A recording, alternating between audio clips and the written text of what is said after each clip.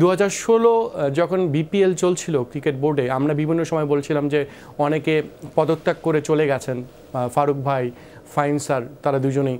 কিন্তু আমাদের তো আসলে চলে যাওয়ার কোনো স্কোপ নেই। আমি খুব আবেগতাড়িত হচ্ছি কথাটা ভেবে, তাদের কথাগুলো শুনে।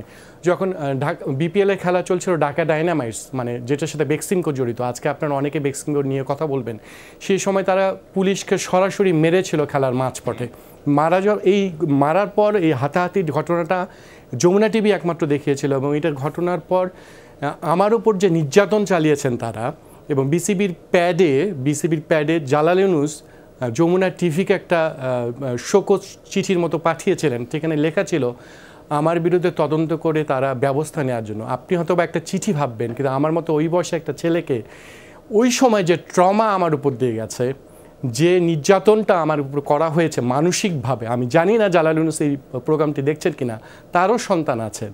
আমার চাকরি চলে যাওয়ার জন্য তারা যে কাজটি করেছেন ওই সময়, আমি জানি না এই চিঠিটা কিন্তু কখনো আর ফেরত নেয়নি তারা দুঃখিত বলেনি।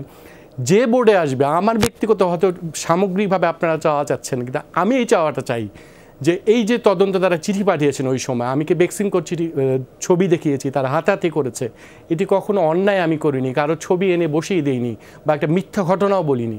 কিন্তু তারপরও জালাল ইউনুস এই চিঠি দিয়ে আমাকে মেন্টাল ট্রমায় ফেলেছিলেন। দীর্ঘদিন, প্রায় 10 দিন তারা যে নির্যাতন করেছেন, আমি এটার বিচার চাইবো। একই সঙ্গে আমি তাসকিন আর সুজনের কথা অনেক বলি, তারা একটা ম্যাচে 4 বলে 72 রান 92 রান দিয়েছেন বলে তাদেরকে নিষিদ্ধ করা হয়েছে।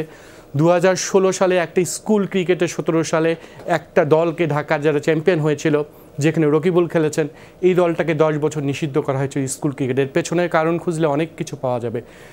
আমি আসলে অন্যরকম হয়ে যাচ্ছি মঞ্জুর, কিন্তু আমি আবারও ফাহিম স্যার এখানে আছেন, ফারুক ভাই আছেন, জালাল ইউনুস ওই চিঠি আমাকে কেন দিয়েছেন, কী জন্য বেক্সিমকো দেখানোর জন্য, আমি এটার আসলে জবাব চাই।